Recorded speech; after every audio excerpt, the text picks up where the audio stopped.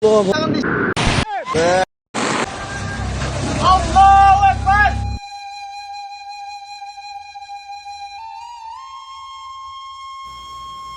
bandang Sumatera ngeluarin kayu gelondongan segede rumah. Itu bukan sekedar bencana alam, itu alam lagi ngomong jujur.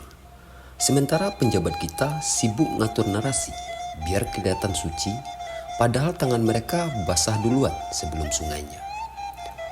Hutan itu tidak pernah bohong. Kalau dia sampai muntahin batang-batang raksasa ke tengah arus, itu artinya ada sesuatu yang digergaji habis-habisan jauh sebelum air datang. Dan jejak paling jelas, Tesonilo.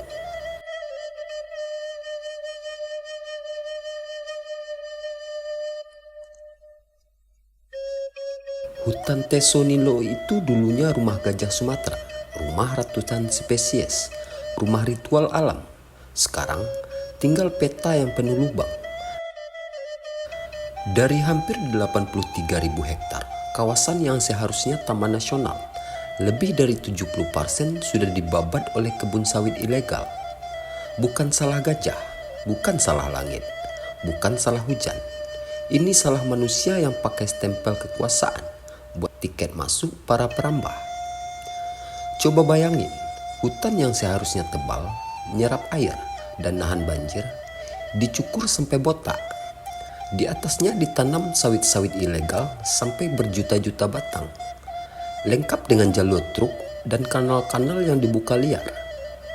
Begitu hujan datang, tanah yang tadinya punya akar dan daya serap berubah jadi lantai licin, tempat air cuma numpang lewat.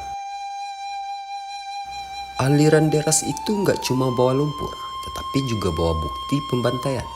Kayu bulat, gelondongan raksasa yang nggak mungkin muncul dari kawasan yang masih waras. Ini bukan pepohonan tumbang karena angin. Ini bekas tubuh-tubuh hutan yang ditebang dalam skala industri.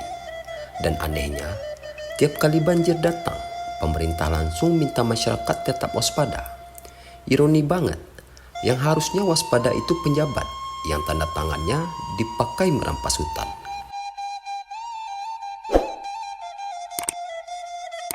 Kasus Tesonilo ini nunjukin dengan brutal, bencana banjir itu bukan ketidaksengajaan.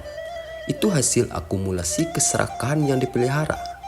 Laporan investigasi nunjukin bagaimana kawasan hutan dilucuti atas nama pemulihan ekonomi, investasi daerah, atau memberi ruang bagi masyarakat. Padahal pemain utamanya perusahaan-perusahaan besar yang pakai masyarakat sebagai tameng hidup. Waktu ada penggerebekan, warga yang disalahin. Waktu ada sawit ilegal, warga juga yang dipajang foto. Tapi siapa pemilik bulldozer? Siapa pemilik pabrik CPO yang nerima buah dari lahan haram? Siapa penjabat yang pura-pura nggak lihat?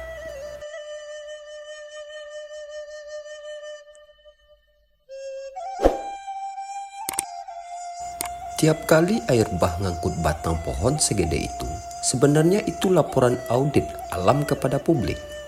Dia ngasih tahu, ini yang ditebang selama bertahun-tahun. Ini yang kalian biarkan. Ini tubuh hutan kalian, melucur lewat aliran banjir.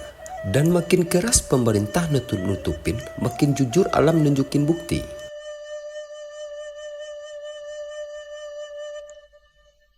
Kita hidup di negara yang sering banget minta rakyat bertakwa kalau ada musibah. Padahal Tesonilo jadi gundul bukan karena kurang doa, tetapi karena terlalu banyak tanda tangan.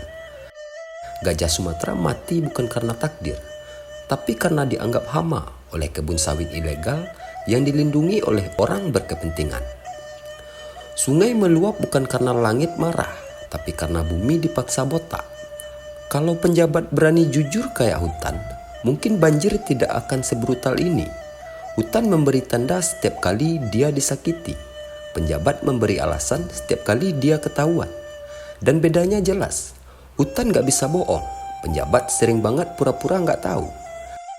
Jadi, kalau hari ini banjir di Sumatera ngeluarin kayu gelondongan segede gaban, jangan bilang itu fenomena alam. Itu bukti kriminal lingkungan yang sudah lama dibiarkan. Itu bukti bahwa Tesonilo bukan sekedar tragedi lokal, tapi alarm nasional.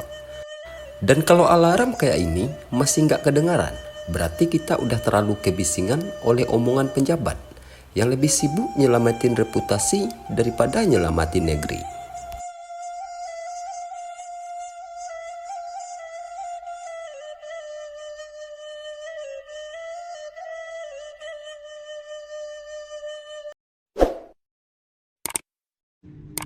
We were in Tesonilo Tesonilo. National Park. Okay. It's not funny. Yeah. It's not funny. Only 18% of it remains. We saw it. There are new roads, new illegal roads. Forests cut, trees laying on the ground, burnt where they fell. It's devastating. It's heartbreaking to see it. You saw it. Saya baru lihat terkaget. Kami tiap hari untuk mencoba menyelesaikan persoalan. Sir, they didn't drop out of the sky on this property. They came there over a period of time, and there was plenty of time to stop the behavior, stop the activity. Tadi saya sudah jelaskan, ini bukan Amerika, memang berbeda. Kami baru mengalami apa yang disebut dengan reformasi. Ya, Pak? Thank you for your time. Sama-sama, makasih.